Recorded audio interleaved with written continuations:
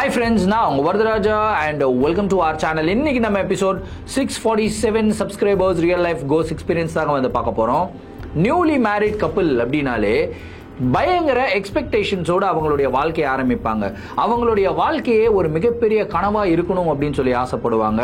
ஏன்னா புது ஜேர்னியில ஸ்டார்ட் பண்றாங்க, புது உறவு வருது. அதுக்கப்புறம் அவங்களுடைய லைஃபை இதுக்கப்புறம் ஒரு 80 வருஷம் வாழ போறோம் அப்படின்னா இப்படிதான் ஷேப் பண்ணணும் அப்படின்ற பல கனவுகளோட தானே என்டர் ஆவாங்க. அவங்க அந்த கனவுகளோட என்டர் ஆகும்போது உங்களுடைய வாழ்க்கை நீங்க நினைச்ச மாதிரி போகாது. ஆனால் உங்களுடைய வாழ்க்கையை நாங்கள் நினச்ச மாதிரி தான் மாற்றி அமைக்க போகிறோம் அப்படின்னு சொல்லி யாராவது ஒரு நபர் சொன்னால் அவங்களுக்கு பயங்கர கோபம் வரும். ஆனால் அதே ஒரு விஷயத்த ஒரு அமானுஷம் சொன்னால் அப்போ அவங்க என்ன பண்ணுவாங்க? இன்னைக்கு நீங்கள் பார்க்க போகிற நிகழ்வில் அப்படிப்பட்ட மிகவும் சுவாரஸ்யமான சம்பவம் தாங்க காத்துக்கிட்டு இருக்கு.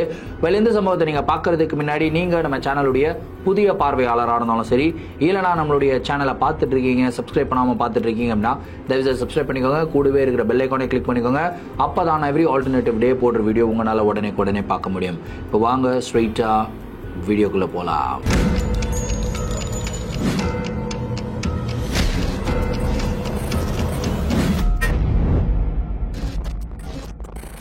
நம்ம இன்னைக்கு பார்க்க போற நிகழ்வை நம்மளுக்கு சென்னையிலிருந்து சந்தோஷ் அப்படின்ற ஒரு சப்ஸ்கிரைபர் மெயில் பண்ணி விட்டுருக்காருங்க.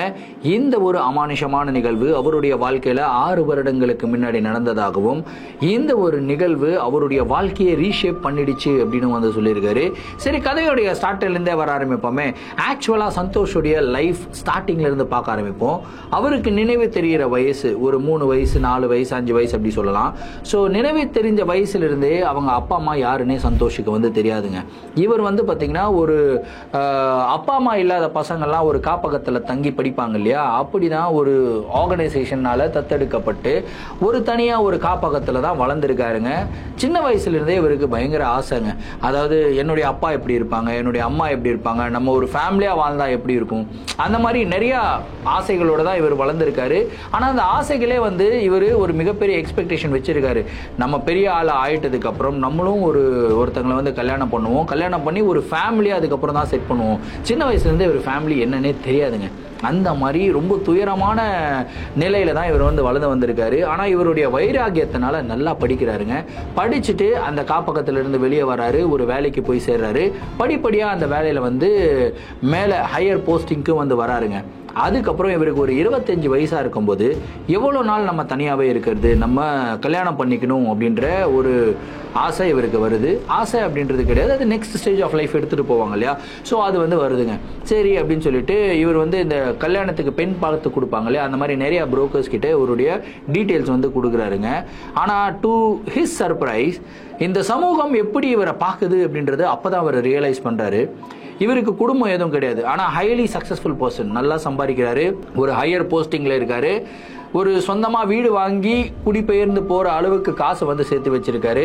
ரொம்ப ரொம்ப சக்ஸஸ்ஃபுல் பர்சன் அப்படின்னு சொல்லலாம். ஒரு நார்மல் மிடில் கிளாஸ் பர்சனை விட ரொம்ப சக்ஸஸ்ஃபுல்லான ஒரு பர்சன் அப்படின்னே சொல்லலாம். அந்த மாதிரி இருக்கிற பர்சனுக்கு ஒரு குடும்பத்திலிருந்து யாருமே பெண் கொடுக்கறதுக்கு தயாராக இல்லை. இது எவ்வளோ பெரிய கொடுமையான விஷயம் பார்த்தீங்களா? ஏன்னா அவர் ரொம்ப சக்ஸஸ்ஃபுல்லாக இருக்காரு. ஒரு பெண்ணை கட்டி கொடுக்குறாங்க அப்படின்னா அவங்களுக்கு பெண் நல்லா வாழணும், நல்லா சந்தோஷமாக வாழணும், ப்ளஸ் எந்த ஒரு பிரச்சனையும் இல்லாமல் வாழணும் அப்படின்னு சொல்லி தான் பெற்றோர்கள் ஆசைப்படுவாங்க. அப்போ தான் இவருக்கு இன்னொரு விஷயமும் தெரிய வருது. இந்த பெற்றோர்கள் மெயினாக பார்க்குறது இந்த பையனோட ஃபேமிலி என்ன, இந்த பையனே ஃபேமிலியே இல்லாமல் வளர்ந்தான், ஏதாவது ஒன்று தப்பாக போயிடுச்சுன்னா யாரை போய் கேட்கறது, யாரை ரெஸ்பான்சிபிலிட்டியாக எடுத்துக்க சொல்கிறது, அதுக்கப்புறம் இந்த பையன் எப்படிப்பட்ட பையன்னு தெரியாது, இந்த பையன் தனியாக வளர்ந்தனால ஒழுங்காக வளர்ந்துருப்பானா, ஒழுங்காக வளரலையா அப்படின்னு சொல்லி 1008 டவுட்ஸ் பெற்றோர்களுடைய மனசில், அதாவது பெண்ணை பெற்ற பெற்றோர்களுடைய மனசில் டவுட்ஸ் வருதுங்க. இவருமே ஒரு பொண்ணை பார்க்குறாரு, பொண்ணுக்கு பிடிச்சி போயிடுது, இவரும் பார்க்குறதுக்கு நல்லா ஸ்மார்ட்டாக இருப்பாராம். ஸோ இதே மாதிரி இவருடைய வாழ்க்கையில் எல்லாமே ரிஜெக்ஷன்ஸ் கிட்டத்தட்ட ஒரு 50 பொண்ணுங்களுக்கு மேலே பார்த்துருப்பாரு. 50 பேருமே இவரை பிடிக்கல அப்படின்ற காரணத்தினால இவரை ரிஜெக்ட் பண்ணலங்க.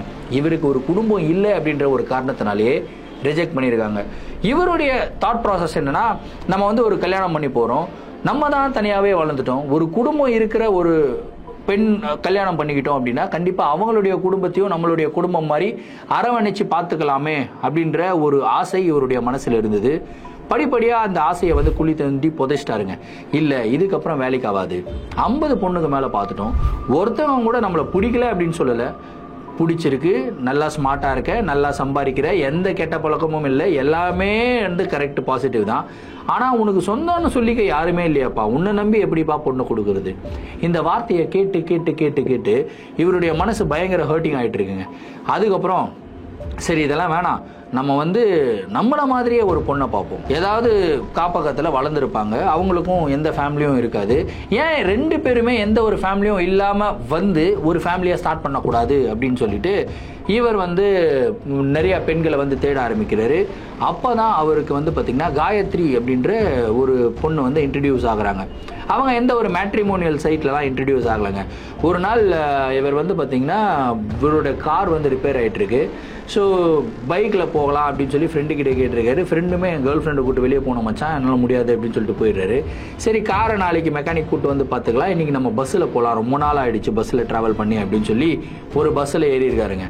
பயங்கர கூட்டம். அந்த கூட்டத்தில் வந்து லேடிஸ் சீட்டுன்னு இருக்கு இல்லையா, அந்த லேடிஸ் சீட்டில் ஒரு லேடி வந்து உட்காந்துட்டு இருக்காங்க. இவர் வந்து நின்றுட்டு இருக்காரு, ரொம்ப நேரமாக நின்றுட்டு இருக்காரு. இவர் கையில் வந்து பார்த்திங்கன்னா லேப்டாப் பேகு மாட்டியிருக்காரு. இந்த கையில் வந்து வீட்டுக்கு தேவையான ப்ரொவிஷன்ஸ் எல்லாமே வாங்கி வெயிட்டாக கேரி பண்ணிட்டு வந்திருக்காரு. அவங்க வந்து உட்காந்துருக்காங்க அந்த சீட்டில், பக்கத்தில் வந்து காலியாக தான் இருக்குது. அவங்க வந்து பார்க்குறாங்க, சரிங்க உட்காருங்க அப்படின்னு சொல்லி அவங்களே இன்வைட் பண்ணுறாங்க. இல்லை மேடம் பரவாயில்ல, இவருக்கு கொஞ்சம் கூச்ச சுபாவம், இல்லை வேணாம் அப்படின்னா, இல்லை சார் பரவாயில்ல உட்காருங்க. எப்படி இவருடைய லைஃப் ஸ்டார்ட் ஆகிருக்கு பாருங்க, இதுவே பியூட்டிஃபுல்லாக இல்லை? ஸோ உட்காருங்க அப்படின்னா ஓகே அப்படின்னு சொல்லிட்டு இவர் வந்து உட்கார்றாரு பக்கத்தில். அதுக்கப்புறம் ஃபார்மலாக இன்ட்ரடியூஸ் ஆகிக்கிறாங்க. என்னுடைய பேர் சந்தோஷ் அப்படின்றாரு, என்னுடைய பேர் காயத்ரி அப்படின்னு அவங்க சொல்கிறாங்க. அதுக்கப்புறம் 2 பேரும் பேச ஆரம்பிச்சிருக்காங்க. நீங்கள் எங்கே இருக்கீங்க, உங்களுடைய வீட்டில் எத்தனை பேர் அப்படின்லாம் கேட்குறாங்க. அவரும் சொல்கிறாரு, இல்லைங்க எனக்கு அப்பா அம்மா யாருன்னு எனக்கு தெரியாது, நான் வந்து அப்பா அம்மா இல்லாமல் வளர்கிற பசங்க இருக்காங்களே அந்த மாதிரி காப்பகத்தில் தான் வளர்ந்தேன் அப்படின்னு சொல்லி அவருடைய ஸ்டோரியை சொல்லும்போது காயத்ரி அழுகுறாங்க. மேடம் என்னாச்சு மேடம், ஏன் அழுகுறீங்க, நான் என்னுடைய சோக கதையை சொல்லி உங்களை ஏதாவது சோகப்படுத்திட்டேனா அப்படின்னு சொல்லி இவர் கேட்குறாரு. இல்லை சார் நீங்கள் சொல்கிற கதை அப்படியே என்னுடைய கதை மாதிரியே இருக்குது அப்படின்னு சொல்லி அவங்க அழுகுறாங்க. அவங்களும் பார்க்குறதுக்கு அவ்வளோ பியூட்டிஃபுல்லாக இருக்காங்க. இவருக்கு வந்து ஷாக், என்ன மேடம் சொல்கிறீங்க அப்படின்னா, அவங்களும் அதே ஸ்டோரியை சொல்கிறாங்க. இந்த மாதிரி எனக்கும் அப்பா அம்மா யார் என்ன ஒன்றுமே தெரியாதுங்க, நானுமே ஒரு காப்பகத்தில் தான் வளர்ந்தேன், இப்போ வந்து படித்து நான் வெளியே வந்திருக்கேன், நான் வந்து ஒரு டான்ஸ் டீச்சராக இருக்கேன் அப்படின்னு வந்து சொல்கிறாங்க. அப்படியே மேடம் என்ன டான்ஸ் கற்றுக்கிட்டீங்க அப்படின்னு சொல்லி கேட்கும்போது, நான் வேலைக்கு வந்துட்டதுக்கு அப்புறம் தான் எனக்கு இந்த பரதநாட்டியம் கற்றுக்கணும்னு ரொம்ப ஆசை, அதனால் பரதநாட்டியம் கற்றுக்கிட்டேன், இப்போ வந்து அதில் எக்ஸல் ஆகிட்டு இப்போ நானே கிளாஸ் எல்லாம் எடுத்துட்டு இருக்கேன் அப்படின்னு சொல்லி இன்ட்ரடியூஸ் ஆகுறாங்க. அதுக்கப்புறம் 2 பேரும் நம்பர்ஸை எக்ஸ்சேஞ்ச் பண்ணுறாங்க. 2 பேரும் நெருங்கிய நண்பர்களாக பழகுறாங்க. ஆனால் 2 பேருடைய பியூட்டி என்னன்னா, 2 பேருமே எந்த விதமான தப்பான இன்டென்ஷனில் பழகவே இல்லைங்க. இந்த ஸ்டோரியோடைய பியூட்டியே என்னன்னா, இப்போ ஒரு ஆண் ஒரு பெண் 2 பேரும் ஃப்ரெண்ட்ஷிப்பை நார்மலைஸ் பண்ணுறாங்க. நார்மலாக 99% ஆஃப் த பீப்புள் ஒரு ஆண் ஒரு பெண்ணுக்கிட்ட பேசினாலுமே தவறான இன்டென்ஷனில் பேசுகிறான் அப்படின்னு சொல்லுவாங்க. ஒரு பெண் ஒரு ஆணுக்கிட்ட பேசினாலுமே இன் ஃபியூச்சரில் அது வந்து வேற மாதிரி ரிலேஷன்ஷிப்பில் போய் முடியும் அப்படின்னு வந்து சொல்லுவாங்க. அது வந்து ஜென்ரலாக இருக்கிற ஃபோபியா, மக்களுக்கு இருக்கிற ஃபோபியா. இது எதுவுமே இல்லாமல் 2 பேரும் நல்ல நட்பாக பழகுறாங்க. கிட்டத்தட்ட 2 வருடங்கள் நெருங்கிய நண்பர்களாகவே இருக்காங்க, ஒன்னாவே டிராவல் பண்ணுறாங்க. அதுக்கப்புறம் சந்தோஷ் காயத்ரி கிட்ட ரொம்ப தயக்கத்தோட ஒரு விஷயத்த கேட்குறாரு. ஏங்க எனக்கு கல்யாணம் பண்ணி ஒரு ஃபேமிலியாக வாழணும் அப்படின்றது ஆசை, நான் நிறையா பெண் பார்த்துட்டேன், ஆனால் யாருமே என்னை மாப்பிள்ளையாக ஆக்செப்ட் பண்ணிக்கிறதுக்கு ரெடியாகவே இல்லைங்க. ஸோ நீங்கள் எனக்கு ரொம்ப க்ளோசஸ்ட் ஆஃப் ஃப்ரெண்டாக இருக்கீங்க, இதனால நம்மளுடைய ஃப்ரெண்ட்ஷிப் பாதிக்கப்பட்டுறக்கூடாது, இருந்தாலுமே என்னுடைய இன்டென்ஷனை உங்ககிட்ட சொல்லணும், உங்களை எனக்கு ரொம்ப பிடிச்சிருக்கு, கல்யாணம் பண்ணிக்கலாமா அப்படின்ற மாதிரி ஒரு ரிக்வஸ்ட் தான் வச்சிருக்காரு. காயத்ரிக்கும் இந்த விஷயம் ரொம்ப பிடிச்சிருக்கு. ஏன்னா 2 வருஷமா இவர் கூட பழகுறாங்க. ஒரு தடவை கூட தப்பித்தவரையும் கூட இவர் பேடான இன்டென்ஷனில் இவங்க கிட்ட பேசவும் கிடையாது, பேடான இன்டென்ஷனில் இவங்க கிட்ட நடந்துக்கிட்டதும் கிடையாது. நிறையா வாட்டி ஒன்றா படத்துக்கு போயிருக்காங்க, வெளியே போயிருக்காங்க, லாங் ட்ரிப்ஸ்க்கு போயிருக்காங்க, ஒரே ரூமில் கூட தங்கியிருக்காங்க. ஆனால் எந்த விதமான ஒரு தப்பான இன்டென்ஷன்ஸோட இவங்க 2 பேரும் பழகிட்டதே கிடையாதுங்க. ஸோ இந்த மாதிரி ஒரு டீசெண்டான ஒரு பர்சன் தன்னை அப்ரோச் பண்ணுறாருன்னும் போதே அவங்க ஓகே அப்படின்னு சொல்லிடுறாங்க. அதுக்கப்புறம் 2 பேரும் திருமணம் செஞ்சுக்கிட்டு அவங்களுடைய வாழ்க்கையை ஆரம்பிக்கிறாங்க. ஸோ ஃபர்ஸ்ட் இவர் என்ன சொல்கிறாருன்னா, என்கிட்ட கொஞ்சம் காசு சேர்த்து வச்சிருக்கேன், நம்ம வீடு வாங்கிடலாமா அப்படின்னு சொல்லி கேட்குறாரு. காயத்ரி சொல்கிறாங்க, இல்லை வீடெல்லாம் வாங்க வேணாங்க, நம்ம ஒரு வீடு வாடகைக்கு போகலாம், ஃபர்ஸ்ட் நம்ம 2 பேருடைய காசு ஒன்றா சேர்த்து வைக்கலாம், சேர்த்து வச்சுட்டு அதுக்கப்புறம் நம்ம வந்து வீடு வாங்கலாம் அப்படின்னு வந்து சொல்கிறாங்க. ஏன்னா அவங்களுடைய தாட் ப்ராசஸ் என்னன்னா, நீங்கள் மட்டும் செலவு பண்ணக்கூடாது, நானும் செலவு பண்ணணும், நானுமே ஒரு கான்ட்ரிபியூட்டராக இருக்கணும், எல்லா பேர்டனையும் கல்யாணம் ஆயிடுச்சு அப்படின்னு சொல்லி உங்களுடைய தலைமையோட போடக்கூடாது அப்படின்றதுல அவங்க ரொம்ப கிளியராக இருக்காங்க. இருக்காங்க. அதுக்கே ஒரு மிகப்பெரிய ஹேட்ஸ் ஆஃப் காயத்ரிக்கு. அதுக்கப்புறம் அவங்க 2 பேரும் வீடு தேட ஆரம்பிக்கிறாங்க. நிறையா வீடுகள் பார்க்குறாங்க. ஆனால் எதுவுமே வந்து பார்த்திங்கன்னா அவங்களுக்கு சாட்டிஸ்ஃபையிங்காக இல்லை. அதுக்கப்புறம் சென்னையில் ஒரு ரொம்ப பாஷான ஏரியாவில் வந்து பார்த்திங்கன்னா ஒரு வீடு கிடைக்குதுங்க அவங்களுக்கு. அந்த ஏரியாவே வந்து ரொம்பவும் ஆர்டிஸ்டிக்காக இருக்கும் அப்படின்னு சொல்கிறாங்க. அது எந்த ஏரியா அப்படின்றத நீங்கள் இமேஜினேஷனில் வச்சுக்கோங்க. ரொம்ப ஆர்டிஸ்டிக்காக இருக்குது. நிறைய வீடுகள்லாம் அழகழகாக இருக்குது. நிறைய நல்ல குடும்பங்கள் எல்லாம் அங்கே வாழ்ந்துக்கிட்டு இருக்காங்க. அந்த குடும்பங்கள் வாழ்கிற நடுவில் ஒரு வீடு இருக்குது. நல்ல பெரிய வீடு, ஒரு வில்லா டைப்பில் ஒரு வீடு. அந்த வீடு வந்து போய் வாடகைக்கு பார்க்குறாங்க. பார்த்தா வாடகையும் வந்து ஒரு ரீசனபிளான அமௌண்ட் வந்து சொல்கிறாங்க. 2 பேருமே நல்லா சம்பாதிக்கிறதுனால அந்த வாடகை வந்து அவங்களுக்கு பெருசாக தெரியல, அதிகம் அப்படின்றதெல்லாம் தெரியல. ஓகே அப்படின்னு சொல்லிட்டு அந்த வீடை வந்து பிடிச்சிக்கிறாங்க. அந்த வீட்டுக்குள்ளே போன உடனே ரொம்பவும் பழங்காலத்து வீடு மாதிரி இருக்குங்க. அதாவது அதோடைய பில்லர்ஸ் எல்லாமே டிஃப்ரெண்ட்டாக பெயிண்ட் பண்ணப்பட்டிருக்கு. அதுக்கப்புறம் அங்கங்கே நிறைய ஃபோட்டோகிராஃப்ஸ் எல்லாம் இருக்குது. பெயிண்டிங் எல்லாமே வந்து வச்சுருப்பாங்களே ஒரு சில வீடுகளில் அழகுப்படுத்துறதுக்காக, அந்த மாதிரிலாம் வச்சுருக்காங்க. ஸோ வீடு வந்து வில்லா டைப் வீடு அப்படின்னு சொன்னோம் இல்லையா. வீட்டுக்குள்ளேயே படிக்கட்டெல்லாம் இருக்குது. ஸோ கீழே வந்து ஒரு ஹாலு, கிச்சனு, அதுக்கப்புறம் வந்து பார்த்திங்கன்னா ஒரு கெஸ்ட் தங்குறதுக்கு உண்டான ரூம், அதுக்கப்புறம் ஃபர்ஸ்ட் ஃப்ளோரில் வந்து பார்த்திங்கன்னா 3 பெட்ரூம்ஸ் வந்து அவைலபிளாக இருக்குது. அதுக்கப்புறம் மேலே டெரஸ். இப்படி தான் அந்த வீடை வந்து டிசைன் பண்ணியிருக்காங்க. ரொம்ப ஹாப்பியாக அந்த வீடை பார்த்த உடனே இவங்க 2 பேரும் இவங்களுடைய வாழ்க்கையை அந்த வீட்டில் தான் ஆரம்பிக்கிறாங்க. ஸோ முதல் நாள்லேருந்தே பயங்கர சந்தோஷமாக இவங்க வாழ்ந்துக்கிட்டு இருக்காங்க. கிட்டத்தட்ட 1 மந்த் வந்து பார்த்திங்கன்னா தன்னுடைய வாழ்க்கையுடைய மிக பெஸ்ட் ஃபேஸ் அப்படின்னு சொல்லலாம். அந்த 1 மந்த் இவங்க வந்து அதே வீட்டில் வாழ்கிறாங்க. ஸோ 1 மந்த் கழித்து இவங்களுக்கு கொஞ்சம் கொஞ்சமாக வித்தியாசங்கள் அந்த வீட்டில் வந்து தெரிய ஆரம்பிக்குது. அதாவது ரெகுலராக இவங்க சமைக்கிற பொருட்கள் எல்லாமே அடிக்கடி கெட்டு போயிட்டுருக்குங்க. என்னடா இது, பால் சூடு பண்ணால் பால் கெட்டு போயிடுது, சாப்பாடு இல்லை குழம்பு ஏதாவது பண்ணால் அது கெட்டு போயிடுது. அதுக்கப்புறம் ஃப்ரெஷ்ஷாக ஃப்ரூட்ஸ் வாங்கிட்டு வந்து வைப்பாங்களாம். அந்த ஃப்ரூட்ஸ் வந்து நைட்டு வாங்கிட்டு வந்து ஃப்ரெஷ்ஷாக வச்சுருக்காங்க. காலையில் பார்த்தா அந்த ஃப்ரூட்ஸ் அழுகுன நிலையில் வந்து இருக்கும். இது எல்லாமே இவங்களுக்கு ஏதோ ஒன்று தோணுது. ஆனால் இவங்க 2 பேருக்குமே ஏன் இந்த மாதிரியெல்லாம் நடக்குது அப்படின்றதெல்லாம் தெரியலைங்க. அதுக்கப்புறம் இவங்க அதை நோட்டீஸ் பண்ணல. சரி, எல்லாம் தூக்கி போட்டு இவங்க பாட்டுக்கு இவங்களுடைய வேலையை பார்க்குறாங்க. அதுக்கப்புறம் ஒரு நாள் நைட்டு 2 பேரும் நல்லா படுத்து தூங்கிக்கிட்டு இருக்காங்க. ஒரு 12:30 மணி அளவு இருக்கும். இவருக்கு வந்து பார்த்திங்கன்னா தூக்கம் கலையுது சந்தோஷுக்கு. என்னடா இது, தூக்கம் வர மாட்டேங்குது, ஏதோ ஒன்று சஃபகேஷனாக மூச்சு அடைக்கிற மாதிரியே இவருக்கு ஒரு ஃபீலு. இந்த பக்கம் திரும்பி கையை போடுறாரு. பக்கத்தில் பார்த்தா காயத்ரி இல்லை. என்னடா இது, பெட்டில் காயத்ரி இல்லையே, ஒருவேளை வாஷ்ரூம் போயிருப்பாங்களோ அப்படின்னு சொல்லிட்டு இவர் அப்படியே பார்த்துக்கிட்டு படுத்துக்கிட்டே இருக்காரு. 5 நிமிஷம் ஆகுது, 10 நிமிஷம் ஆகுது, 15 நிமிஷம் ஆகுது, காயத்ரி வரல. ஏன்னா இது 15 நிமிஷம் ஆயிடுச்சு, காயத்ரி வரவே இல்லையே. உள்ளேயும் வாஷ்ரூமில் எதுவும் தண்ணி ஓடுற மாதிரி சவுண்ட் அந்த மாதிரி எதுவுமே இல்லையே அப்படின்னு சொல்லிட்டு இவர் போயிட்டு நாக் பண்ணுறாரு வாஷ்ரூமோடைய டோரை. உள்ளேருந்து எந்த விதமான ஆன்சரும் வரல. அதுக்கப்புறம் பார்க்குறாரு, லைட்டு வந்து போடாமல் இருக்குது. என்னடா இது, நைட்டு இருட்டு, லைட்டு போடாமல் எப்படி வாஷ்ரூமுக்கு போயிருப்பாங்க அப்படின்னு சொல்லிட்டு இவர் நாக் பண்ணுறாரு. திரும்பியும் எந்த விதமான பதிலும் இல்லை. லைட்டாக பாத்ரூமுடைய டோரை வந்து இவர் ஓப்பன் பண்ணுற பார்த்தா உள்ளே யாருமே இல்லை. டோர் ஓப்பன் ஆகுது. உள்ளே பார்த்தா இருட்டாக தான் இருக்குது. லைட்டை போட்டு பார்க்குறாரு, காயத்ரி அங்கே இல்லை. என்னது இது, 15 நிமிஷமாக நான் இங்கே இருக்கேன், காயத்ரி இல்லையே அப்படின்னு சொல்லிட்டு இவங்க வந்து மேலே 3 பெட்ரூம் இருக்குன்னு சொன்னாலே அந்த பெட்ரூமில் ஒன்றில் இவங்க ஸ்டே பண்ணுறாங்க. இவர் வந்து அப்படியே காயத்ரின்னு கூட்டின்னு வந்துனே இருக்காரு. பார்த்தா இன்னொரு பெட்ரூம் போய் பார்க்குறாரு, அங்கேயும் இல்லை. இன்னொரு பெட்ரூம் போய் பார்க்குறாரு, அங்கேயும் இல்லை. ஆனால் திடீர்னு இவருக்கு வந்து பார்த்திங்கன்னா யாரோ டங்கு டங்கு டங்கு டங்குன்னு அடிக்கிற மாதிரி ஒரு சவுண்டு வந்து கேட்குது. அந்த சவுண்டு எங்கே கேட்குதுன்னு கேட்டிங்கன்னா இவங்களுடைய கிச்சன்லேருந்து சவுண்டு கேட்குதுங்க. ஏன்னா இது கிச்சனில் சவுண்டு கேட்குது அப்படின்னு சொல்லிட்டு ஒருவேளை காயத்ரி அங்கே தான் இருப்பாங்களோ அப்படின்னு சொல்லி படிக்கட்டில் இறங்கி வராரு. இறங்கி வந்து ஃபஸ்ட்டு அந்த கிச்சனுக்குள்ளே என்டர் ஆகிறாருங்க. கிச்சன்லேயுமே லைட்டு போடல, இருட்டாக தான் இருக்குது. ஆனால் சவுண்டு மட்டும் கேட்குது, டங் டங்குன்னு சவுண்டு கேட்குது. என்னடா இது சவுண்டு கேட்குது அப்படின்னு சொல்லிட்டு லைட்டை போட்டு பார்க்குறாரு. பார்த்தா காயத்ரி கிச்சனில் ஒரு செவர் இருக்குது. அந்த செவத்துக்கு முன்னாடி நின்றுக்கிட்டு இருக்காங்க. அங்கே நின்று அவங்களுடைய தலையை டங்கு டங்கு டங்குன்னு செவத்தில் இடிச்சுக்கிட்டு இருக்காங்க. ஏய் என்னம்மா இது பண்ணுற அப்படின்னு சொல்லி பேசுகிறாரு. ஆனால் அவங்க எதுவுமே ரிப்ளை பண்ணல. ஸோ இவர் என்ன யோசிக்கிறாரு அப்படின்னா, காயத்ரி வந்து ஸ்லீப் வாக்கிங் பண்ணுறாங்க, தூக்கத்தில் நடப்பாங்கன்னு சொல்லுவாங்க இல்லையா, அந்த மாதிரி தூக்கத்தில் நடக்கிறாங்கன்னு சொல்லிட்டு இவர் காயத்ரியை கூட்டிகிட்டு அப்படியே மேலே போகிறாரு, படுக்க வைக்கிறாரு. அவங்க பட்டு கம்முன்னு படுத்துடுறாங்க. எந்த விதமான ஒரு ரியாக்ஷன் இல்லை, நல்லா படுத்து தூங்குறாங்க. இவரும் அது வந்து பெருசாக கண்டுக்கல, அப்படியே படுத்து தூங்குறாரு. அடுத்த நாள் திரும்பியும் அதே 12-12:30 மணிக்கு இவருக்கு திரும்பியும் சஃபகேஷனாக ஃபீல் ஆகுது. ஏசி போட்டு திரும்பி படுக்கிறாரு. ஆனால் தூக்கம் வரல. ஏதோ ஒன்று மூச்சு அடிக்கிற மாதிரியே ஒரு ஃபீல். இவர் திரும்பி இந்த பக்கம் கையை போடுறாரு, பார்த்தா காயத்ரியை காணும். என்னடா இது இன்னைக்கும் அப்படின்னு சொல்லிட்டு திரும்பி பார்க்குற, ஒருவேளை தூக்கத்தில் நடந்து போயிருப்பாங்களோ அப்படின்னு சொல்லிட்டு நேராக இவர் இங்கே பாத்ரூம்லாம் போயிட்டு செக் பண்ணல, நேராக கீழே கிச்சனுக்கு போகிறாரு. பார்த்தா கிச்சனில் காயத்ரி இல்லை. என்னடா இது கிச்சனில் காயத்ரி இல்லையே, எங்கேயாவது வெளியே காண போயிட்டாங்களா தூக்கத்தில் நடந்து அப்படின்னு சொல்லி மெயின் டோரை பார்க்குறாரு. மெயின் டோர் லாக்கில் தான் இருக்குது. என்னடா மெயின் டோர் லாக்கில் தான் இருக்குது, அப்போ காயத்ரி எங்கே அப்படின்னு சொல்லிட்டு இவர் கிச்சன்லேருந்து விறுவிறுன்னு வெளியே வராரு. ஹாலில் வந்து ஒரு சோஃபா டிவியெல்லாம் இருக்குது. சோஃபாவில் பார்க்குறாரு, காயத்ரி உட்காந்துல சுற்றி முற்றி பார்க்குறாரு. ஒருவேளை மேலே பெட்ரூம்லேயே இருக்காங்களோ அப்படின்னு சொல்லிட்டு இந்த பக்கம் திரும்பி மேலே அப்படி பார்க்குறாருங்க. பார்த்த அவர் அப்படியே லிட்டரலி ஷாக். என்னன்னா மேலே அந்த ஒரு நிற்கிறதுக்காக ஒரு இடம் இருக்கும் இல்லையா, பெட்ரூம்லேருந்து வெளியே வரும், ஒரு கம்பி மாதிரி வச்சுருப்பாங்க. அந்த கம்பியில் பிடிச்சிக்கிட்டு காயத்ரி இப்படி நின்று இவரையே பார்த்துக்கிட்டு இருக்காங்க. அவங்க பார்த்துக்கிட்டு இருக்கிறது வந்து பயமாக இல்லை, ஆனால் காயத்ரியுடைய கண்களை அவர் நோட்டீஸ் பண்ணுறாரு. அந்த இருட்டான வேலையில் லைட்டாக ஒரே ஒரு 0 வாட்ஸ் பல்பு மட்டும் அந்த இடத்துல எரியுது.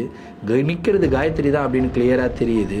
ஆனால் என்ன டிஃப்ரெண்ட்டாக இருக்குன்னா அவங்களுடைய கண்கள் செக்கச்சவையர்னு இருக்குதுங்க. அதாவது ஒரு எல்இடி லைட்டை வந்து கண்ணில் ஃபிக்ஸ் பண்ணால் எப்படி சிவப்பாக இருக்கும், அதே பிரைட்னஸ் வந்து பார்த்திங்கன்னா காயத்ரியோடைய கண்களில் இவருக்கு தெரியுதுங்க. லிட்டரலாக அதை பார்த்த உடனே இவர் ஃப்ரீஸு, என்ன பண்ணுறதுனே தெரியல. அப்படி பார்த்துக்கிட்டு இருக்காரு. காயத்ரி எதுவுமே பண்ணல, ஜஸ்ட் சும்மா அப்படி நின்று இவரையே பார்த்துக்கிட்டு இருக்காங்க. சரி தூக்கத்தில் தான் அப்படி நிற்கிறாங்களோ, ஒருவேளை கீழே விழுந்துட்டாங்கன்னா என்ன பண்ணுறது அப்படின்னு சொல்லிட்டு இவர் குடுகுடுன்னு ஓடுறாரு. ஓடி போய் காயத்ரிமான்றாரு. அவங்க எந்த விதமான ரியாக்ஷன் இல்லாமல் அப்படியே பிடிச்சி அப்படியே நின்றுக்கிட்டே தான் இருக்காங்க, அப்படியே பார்த்துக்கிட்டே இருக்காங்க. அதுக்கப்புறம் கஷ்டப்பட்டு திரும்பியும் அவங்கள கூட்டிகிட்டு போய் படுக்க வைக்கிறாரு. படுக்க வச்ச உடனே நல்லா தூங்கிடுறாங்க. அடுத்த நாள் காலையில் எழுந்துக்கிறாங்க. எழுந்த உடனே அவங்க எல்லா வேலையும் பண்ணுறாங்க. இவரும் எழுந்துக்கிறாரு. எழுந்துட்டு காயத்ரி கிட்ட போய் பேசுறதுக்கு போறாரு. சந்தோஷ் பயமாக இருக்குது, நைட் இந்த மாதிரிலாம் நடந்தது அப்படின்னு சொன்னால் இவங்க ஏதாவது தப்பாக நினச்சிப்பாங்களோ அப்படின்ற ஒரு பயம். பட் இருந்தாலும் ஏதாவது சொல்லி தானே ஆகணுமே அப்படின்னு சொல்லிட்டு, காயத்ரி உனக்கு நைட்டெல்லாம் தூக்கம் வராதா அப்படின்னு சொல்லி கேட்குறாரு. அதுக்கு அவங்க சொல்கிறாங்க, இல்லையங்க நல்லா படுத்து தூங்கினேங்க, பயங்கர ஃப்ரெஷ்ஷாக இருக்கேன், எனக்கு எந்த பிரச்சனையும் கிடையாது அப்படின்னு சொல்லி அவங்க சொல்கிறாங்க. இல்லைம்மா நைட் ஏதாவது டிஃப்ரெண்ட்டாக நடந்தது, ஏதாவது உனக்கு ஞாபகம் இருக்கா அப்படின்னு சொல்லி கேட்குறாரு. இல்லை எனக்கு எதுவுமே டிஃப்ரெண்ட்டாலாம் நடக்கல, எல்லாமே கரெக்டாக தான் இருந்தது. ஏன் என்னாச்சு, என்ன பிரச்சனை, உனக்கு ஏதாவது டிஃப்ரெண்ட்டாக நடந்ததா அப்படின்னு சொல்லி அவங்க கேட்குறாங்க. இதை கேட்ட உடனே இவர் தெரிஞ்சுக்கிறாரு, நடந்த விஷயங்கள் எதுவுமே இவங்களுடைய சுய நினைவில் நடக்கல, இவங்களுக்கு சுத்தமாக தெரியாமலே தான் நடந்திருக்கு. ஸோ தேவையில்லாமல் நம்ம வாயை விட்டு ஒரு பிரச்சனையை கிரியேட் பண்ணிக்க வேணாம், பிரச்சனையை கிரியேட் பண்ணி காயத்ரி கிட்ட திட்டு வாங்கிக்க வேணாம் அப்படின்னு சொல்லி டிசைட் பண்ணிடுறாருங்க. டிசைட் பண்ணிவிட்டு ஒன்றும் இல்லைம்மா சும்மா ஃபண்ணுக்காக கேட்டேன் அப்படின்னு சொல்லி விட்டுறாருங்க. ஸோ அதுக்கப்புறம் தான் காயத்ரியை க்ளோஸாக நோட்டீஸ் பண்ண ஆரம்பிக்கிறாரு. இவர் கூட காலையில் இருக்கும்போதெல்லாம் ரொம்ப ஜாலியாக பேசுகிறாங்க. அதுக்கப்புறம் வந்து அவங்க டான்ஸ் கிளாஸ்லாம் எடுப்பாங்கன்னு சொன்னேன் இல்லையா, இந்த மாதிரி டான்ஸ் கிளாஸ்லாம் பசங்க வருவாங்க. அந்த டைம்லலாம் ரொம்ப நார்மலாக இருக்காங்க. ஆனால் இவர் அவங்க கிட்ட பேசாமல் தனியாக உட்காந்துக்கிட்டு இருந்தாருன்னு வச்சுக்கோங்களேன். இவங்களும் தனியாக உட்காந்துக்கிட்டு இருந்தாங்கன்னா அந்த தனியாக இருக்கிற டைம் காயத்ரியாகவே இல்லைங்க. அதாவது அவங்களுடைய முக பாவனைகள் வேற மாதிரி மாறுது, அவங்களுடைய ஆக்டிவிட்டீஸ் வேறு மாதிரி ஆகுது. ஏதோ ஒன்று கோவப்பட்டு யார்கிட்டயோ பேசினா முகத்தை வந்து கோபமாக வச்சுப்போம் இல்லையா, அந்த மாதிரி அவங்களுடைய முகத்தை வச்சுக்கிறாங்க. இந்த சின்ன சின்ன விஷயங்கள் எல்லாம் சந்தோஷ் வந்து நோட்டீஸ் பண்ண ஆரம்பிக்கிறாரு. அதுக்கப்புறம் நைட்டு வந்து சரி நம்ம இன்னைக்கு தூங்க வேணாம், தூங்காமல் காயத்ரி என்ன தான் பண்ணுறாங்கன்னு பார்க்கலாம் அப்படின்னு சொல்லிட்டு இவர் அப்படியே படுத்துக்கிட்டு இருக்காரு. தூங்காமல் முழிச்சுக்கிட்டே இருக்காரு. 12 ஆகுது, 1 ஆகுது, ஒரு 1:30 ஆகுது, 2 ஆகுது. காயத்ரி நல்லா படுத்து தூங்கிக்கிட்டு இருக்காங்க. நம்ம தான் தேவையில்லாமல் இமேஜினேஷனில் என்னென்னமோ நினச்சிக்கிட்டு இருக்கோம். பாவம் பொண்டாட்டி நல்லா தான் படுத்து தூங்குறாங்க, அவங்கள டிஸ்டர்ப் பண்ணக்கூடாது அப்படின்னு சொல்லிட்டு இவரும் படுத்து தூங்கிடுறாருங்க. ஒரு 4 மணி அளவு இருக்குங்க. அந்த 4 மணிக்கு அந்த பெட்ரூமுக்குள்ளே யாரோ டம்மு டம்மு டம்மு டம்முன்னு அடிக்கிற மாதிரி, சுற்றில தூக்கி அடிக்கிற மாதிரி, ஓடுற மாதிரி பயங்கர சவுண்டுனா நார்மலான சவுண்டெல்லாம் கிடையாது. லிட்டரலாக அவருடைய காது பக்கத்தில் வந்து டம்மு டம்மு டம்முன்னு யாராவது அடித்தாங்கன்னா எப்படி சவுண்டு கேட்கும், அந்த மாதிரி டிடிஎஸ் எஃபெக்டில் அவருக்கு சவுண்டு கேட்குது. சவுண்டு கேட்ட உடனே பதறி அடித்து எழுந்துக்கிறாரு. எழுந்து பார்த்தா அந்த இடத்துல காயத்ரி இல்லை. அந்த ரூம் முழுக்க சுற்றி முற்றி பார்க்குறாரு. காயத்ரி அந்த இடத்துல இல்லவே இல்லை. காயத்ரி இல்லை, அப்போ இந்த சவுண்டு கொடுத்தது யாரு அப்படின்ற ஒரு பயம் இவருடைய மனசில் வருதுங்க. அதுக்கப்புறம் அவர் அப்படியே சுற்றி பார்க்குறாரு. சரி காயத்ரி எங்கே தான் இருக்காங்க அப்படின்னு சொல்லி வீடு முழுக்க காயத்ரியை வந்து தேடுறாரு. வீடு முழுக்க அவங்க இல்லைங்க. வீட்டை விட்டு வெளியே காண போயிட்டாங்களா அப்படின்னு சொல்லி மெயின் டோர் பக்கத்தில் போனால் மெயின் டோரும் பூட்டப்பட்ட நிலையில தான் இருக்குது, உள்ளே பூட்டு போட்டிருக்கு. வீட்டை விட்டு அவங்க வெளியே போகலை அப்படின்றது வந்து கிளியராக தெரிஞ்சிருச்சு. எல்லா இடத்துலையும் லைட்டை போடுறாரு. லைட்டை போட்டு தேடுறாரு. அடுத்த 5 நிமிஷத்தில் பட்டுன்னு கரண்ட்டு கட்டுங்க. கரண்ட்டு கட்டாக ஃபியூஸ் போயிடுச்சான்லாம் தெரியல. லைட்டு சுத்தமாக கிடையாது, சுத்தமாக வெளிச்சம் கிடையாது. அன்னைக்கு அமாவாசை இரவு, சுத்தமாக லைட்டே இல்லை, பிச் டார்க். இவர் ஒரு கேண்டில் லைட்டை பண்ணணும் அப்படின்னாலும் கிச்சனுக்கு போகணும். இவர் இருக்கிறது மெயின் டோர் பக்கத்தில். மெயின் டோர்லேருந்து கிச்சனுக்கு போகணும் அப்படின்னாலே தட்டி தடவி தான் இவர் வந்து நடந்து போகணும். வழியில் வந்து சோஃபா இருக்குது, சேர் இருக்குது, அதுக்கப்புறம் வந்து நிறைய பொருள்கள்லாம் வச்சுருக்காங்க, டெஸ்க் அந்த மாதிரிலாம். அதெல்லாம் தடவி தடவி தடவி தடவி இவர் நடந்து போய்கிட்டு இருக்காருங்க. இவர் நடக்க நடக்க நடக்க நடக்க இவர் கூடவே யாரும் நடந்து வர மாதிரி சவுண்ட் வந்து கேட்குது. அந்த சவுண்ட் வந்து லிட்ரலா ஒரு பர்சன் வந்து கரெக்டா இவர் ஒரு கால் எடுத்து வைக்கிறாரா, டங்குன்னு ஒரு கால் சவுண்ட் கேட்குது. திரும்பி ஒரு கால் எடுத்து வைக்கிறாரா, திரும்பி டங்குன்னு ஒரு கால் சவுண்டு கேட்குது. இதை கேட்ட உடனே இவருக்கு ஹார்ட்டெல்லாம் அப்படியே படப்படம் நடிக்க ஆரம்பிக்குது. இவர் கம்மன் நிற்கிறாரு. திடீர்னு யாரோ இவர் பின்னாடி பெருமூச்சு விடுறாங்க. அதாவது அப்படி பெருமூச்சு விடுவாங்களா, அந்த மாதிரி பெருமூச்சு விடுற மாதிரி சவுண்டு கேட்குது. இவர் அப்படியே ஃப்ரீஸ் ஆகி போய் நிற்கிறாரு. லிட்ரலாக எட்டி பார்க்குறாரு. கிச்சனில் பார்த்தா அந்த இடத்துல யாரும் கிடையாது, காயத்ரி அங்கே இல்லை. பின்னாடி நிற்கிறது காயத்ரி தான் அப்படின்றது இவர் கிளியராக தெரியுது. அந்த மாதிரி ஒரு பெருமூச்சு விடுற சவுண்டு வந்து கிளியராக கேட்குது. அந்த சவுண்டை கேட்ட உடனே பொறுமையாக அவர் திரும்பி பார்க்குறாருங்க. திரும்பி பார்த்தா காயத்ரி தான் நிற்கிறாங்க. அதே ரெட் கலரில் அவங்களுடைய கண் இருக்குது. கோவத்தோடைய உச்சகட்டத்தில் இருக்காங்க. அப்படியே பெருமூச்சு விடுறாங்க. இவரை பார்த்து தான் பெருமூச்சு விடுறாங்க. இதை பார்த்த உடனே இவர் காயத்ரிமா காயத்ரிமா அப்படின்றாரு. அவங்க எதுவுமே ரியாக்ஷன் பண்ணல, அப்படியே கம்முன்னு இருக்காங்க. கையை பிடிக்கிறாரு. கையை பிடிச்ச உடனே கம்முன்னு தான் இருக்காங்க. கையை பிடிச்சி கூட்டிகிட்டு போகிறாரு. அவங்களும் கூடவே நடந்து வராங்க. சோஃபாவில் உட்கார வைக்கிறாரு. சோஃபாவில் உட்காந்துக்கிறாங்க. அதுக்கப்புறம் அப்படியே கட்டி பிடிக்கிறாரு. அவங்க சாந்தமாயிடுறாங்க. படுக்க வைக்கிறாரு. படுத்து தூங்கிடுறாங்க. அடுத்த நாள் காலையில் எழுந்து காயத்ரிமா என்னம்மா ஆச்சு அப்படின்றாரு. என்ன ஆச்சு, இன்னைக்கு என்ன சமைக்கலாம், சிக்கன் பிரியாணியா மட்டன் பிரியாணியா அப்படின்னு சொல்லி அவங்க கேட்குறாங்க. ஐயோ ரொம்ப நார்மலாக பேசுகிறாங்களே, என்ன பண்ணுறதுனே தெரியலையே அப்படின்னு சொல்லிட்டு இவருக்கு செம பயம். சரிம்மா மட்டன் பிரியாணி வேணால் பண்ணலாமா அப்படின்னு சொல்லிட்டு மட்டன் வாங்கி வந்து கொடுத்துருக்காரு. மட்டன் பிரியாணி சமைச்சிருக்காங்க. என்றைக்கும் இல்லாதபடி செம டேஸ்ட்டு மட்டன் பிரியாணி சாப்பிட்டு முடிச்சுட்டு, சரி இன்னைக்கு லீவு தானே, 2 பேரும் நல்ல ஒரு குட்டி தூக்கத்தை போடுவோம் அப்படின்னு சொல்லி நல்லா குட்டி தூக்கத்தை போடுறாங்க. இவர் நல்லா தூங்கிக்கிட்டு இருக்கும்போது இவருடைய ரூமுக்குள்ள கட்டாக் முட்டாக்குன்னு எதோ போட்டு உடைக்கிற மாதிரி சவுண்டு. ஏன்னா இது கட்டாக் முட்டாக்குன்னு உடைக்கிற மாதிரி சவுண்டாக இருக்கு அப்படின்னு சொல்லி இவர் எழுந்து பார்க்குறாரு. பார்த்த இவருக்கு அப்படியே ஹார்ட்டு வாய் வழியாக வெளியே வந்துடும் போல இருக்குது. அந்த மாதிரி ஒரு நிலைமையில இவர் காயத்ரியை பார்க்குறாருங்க. காயத்ரி லிட்ரலாக வந்து இந்த பின்னோக்கி இப்படி நிற்பாங்க இல்லையா, அந்த யூ வடிவில் நிற்பாங்களே, அந்த மாதிரி நின்றுக்கிட்டு இருக்காங்க. அந்த மாதிரி நின்று இவரை நோக்கி நடந்து வராங்க. அவங்க இப்படி பார்க்குறாங்க. அவங்களுடைய தலை வந்து இந்த பக்கம் இருக்குது, முடியெல்லாம் இப்படி கீழே தொங்குது. இவரை பார்த்து அப்படியே நடந்து வராங்க. இப்படியே நடந்து வராங்க. இவர் அப்படியே பார்க்குறாரு. ஐயோ என்னம்மான்றாரு இவர். அவங்க அப்படியே நடந்து வராங்க. அவங்க நடந்து வர அவங்களுடைய ஜாயிண்ட் எல்லாம் இருக்கு இல்லையா, அந்த ஜாயிண்ட்ல இருந்தெல்லாம் கட்டக் முட்டாக்குன்னு சவுண்டு வருது. அதாவது எலும்பு உடச்சா இப்படி சவுண்டு வரும், அந்த மாதிரி சவுண்டு வருது. அவங்களுடைய கையை ஒரு விதமாக ட்விஸ்ட் பண்ணுறாங்க. அந்த ட்விஸ்ட் பண்ணும்போது சவுண்டு டிஃப்ரெண்ட்டாக வருது. அவங்க வேற விதமாக நடக்கிறாங்க. இந்த வாட்டி அவங்க ரொம்ப ஆக்ரோஷமாக இருக்காங்க. இவர் பக்கத்தில் போய் காயத்ரின்னு பேசுறதுக்கே பயப்படுறாரு. அந்த அளவுக்கு ஆக்ரோஷமாக இருக்காங்க. என்ன பண்ணுறதுன்னே தெரியாமல் இவர் என்ன பண்ணுறாருன்னா நேராக சாமி ரூமுக்கு போகிறாருங்க. சாமி ரூமுக்கு போய் சாமியை கும்பிட்டுட்டு, எப்பா என்ன நடக்குதுன்னு எனக்கு தெரியல, என் பொண்டாட்டியை நீங்கள் தான் காப்பாற்றி கொடுக்கணும். எனக்கே பொண்ணே கிடைக்காம ஒரே ஒரு பொண்ணு, ரொம்ப தங்கமான பொண்ணை நான் கல்யாணம் பண்ணியிருக்கிறேன். அந்த பொண்ணுக்கும் இந்த மாதிரி ஒரு நிலைமையா சாமி அப்படின்னு சொல்லிட்டு விபூதி எடுத்துகிட்டு போயிட்டு காயத்ரி மேலே அப்படி தூவி விடுறாருங்க. தூவி விட்டு அடுத்த செகண்ட் வந்து பார்த்தீங்கன்னா அவங்க யூ வடிவில் நின்றுக்கிட்டு இருந்தாங்களா, பொத்துன்னு கீழே விழுகிறாங்க. அப்படியே மயக்கம் போட்டு அப்படியே பொத்துன்னு கீழே, அந்த மாதிரி பொத்துன்னு கீழே விழுந்துட்டாங்க. பதறி அடிச்சுட்டு போய் ஓடுறாரு. ஓடி போய் காயத்ரியை தூக்கிட்டு வந்து பெட்டில் படுக்க வைக்கிறாரு. அதுக்கப்புறம் ஒரு 3 மணி நேரம் காயத்ரி நல்லா தூங்குறாங்க. இவர் வந்து அந்த பெட்ரூமில் ஒரு சோஃபா இருக்குமா, சிங்கிள் சோஃபா, அதில் உட்காந்து இப்படியே பார்த்துக்கிட்டு இருக்காரு காயத்ரியை, எப்படா எழுந்துப்பாங்க அப்படின்னு சொல்லிட்டு. 3 மணி நேரம் கழித்து அவங்க எழுந்துக்கிறாங்க. எழுந்த உடனே சந்தோஷ் எனக்கு உடம்புலாம் செம்மையாக வலிக்குதுடா, கை கால்லாம் அப்படியே தூக்கவே முடியல, அப்படி வலிக்குது அப்படின்னு. இவருக்கு கை கால் ஏன் வலிக்காது, அந்த மாதிரி போட்டு கையையும் காலையும் முறுக்குனா கை கால் வலிக்காமல் பின்ன மண்டையா வலிக்கும் அப்படின்ற மாதிரி ஒரு ஃபீலு.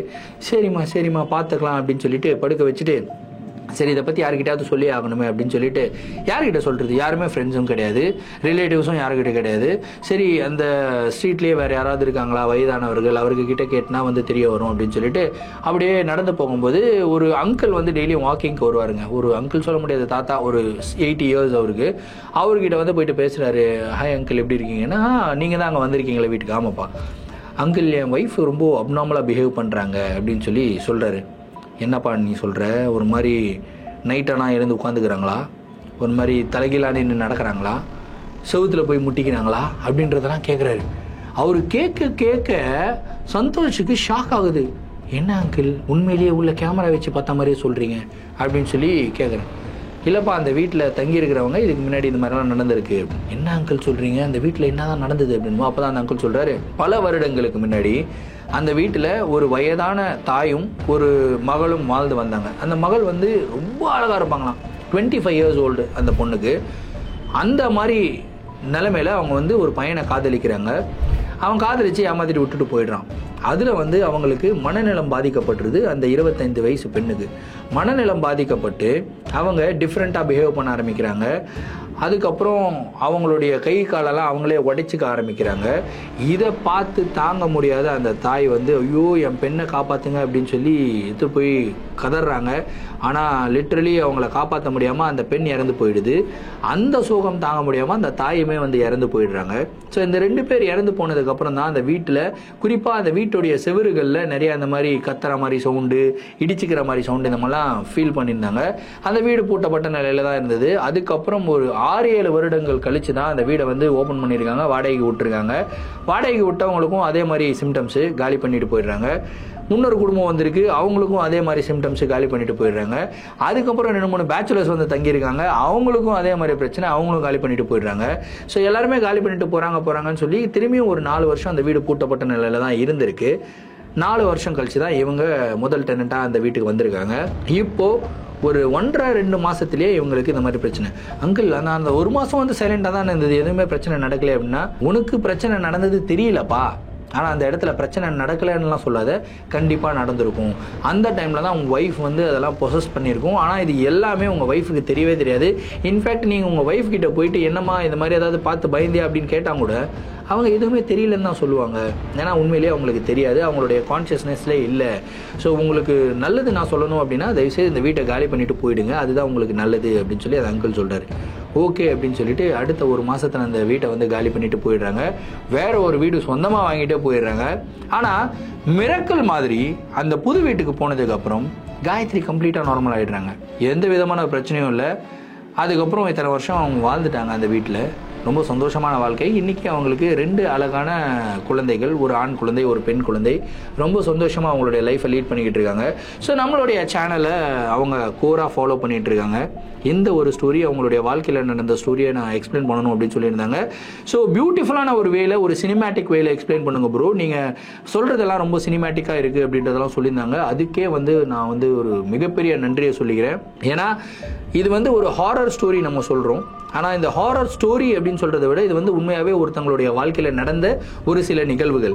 அந்த நிகழ்வுகளை இன்னும் கொஞ்சம் மிகப்படுத்துறதுக்காக ஒரு சில மசாலாஸ் இங்கே அங்கே ஆட் பண்ணுறது சகஜமான ஒரு விஷயம். இல்லைனா இந்த வீடியோவை பார்க்குற உங்களுக்கும் சுவாரஸ்யமாக இருக்காது, நெரேட் பண்ணுற எனக்கும் சுவாரஸ்யமாக இருக்காது. இதுதான் உண்மையான ஒரு விஷயம். ஆனால் இந்த எல்லா விஷயத்தையும் தாண்டி அந்த ஸ்டோரியில் ஒரு இமோஷன்ஸ் இருக்கும்ல, சின்ன சின்ன பியூட்டிஃபுல்லான ஒரு விஷயங்கள் இருக்கும்ல. ஃபார் எக்ஸாம்பிள் இந்த ஸ்டோரியில் எஸ்பெஷலி சந்தோஷ் வளர்ந்த விதம், காயத்ரி வளர்ந்த விதம், அவங்க மீட் பண்ண விதம், அந்த மாதிரி இருக்கிற சில்ட்ரனை இந்த சமூகம் எப்படி பார்க்குது, அவங்க எந்தெந்த மாதிரி சேலஞ்சஸ் எல்லாம் ஃபேஸ் பண்ணுறாங்க, இது எல்லாமே நான் இந்த ஸ்டோரியில் ஆட் பண்ணியிருக்கேன். நீங்கள் சொல்லலாம் ஒரு பேய் கதைக்கு எதுக்கு இதெல்லாம்ப்பா அப்படின்னு சொல்லி ஒரு சில கமெண்ட்ஸ் எல்லாம் பார்த்துருக்கேன். ஏப்பா ஸ்ட்ரெயிட்டாக மேட்ருக்கு வாப்பா, பேய் என்ன பண்ணிச்சு அதை சொல்லுப்பா அப்படின்வாங்க. ஏப்பா பேய் என்ன பண்ணிச்சுன்னு சொல்லிட்டு போயிடலாம், அதை கேட்டு உனக்கு என்னப்பா தெரியும். இது வந்து ஒரு கதையாக பாருங்கள். சமூகத்தில் இந்த மாதிரி விஷயங்கள்லாம் நடக்குது. அந்த மாதிரி விஷயங்கள் எல்லாம் நம்ம அவாய்ட் பண்ணால் நல்லாயிருக்கும் அப்படின்ற மாதிரி ஒரு மெசேஜ் மாதிரி நான் சொல்லணும்னு ஆசைப்பட்றேன். ஸோ உங்களுக்கும் அதே மாதிரி மெசேஜ் சொல்லணும்னு தோணுச்சுன்னா தயவு செய்து கமெண்ட்டில் சொல்லுங்கள்.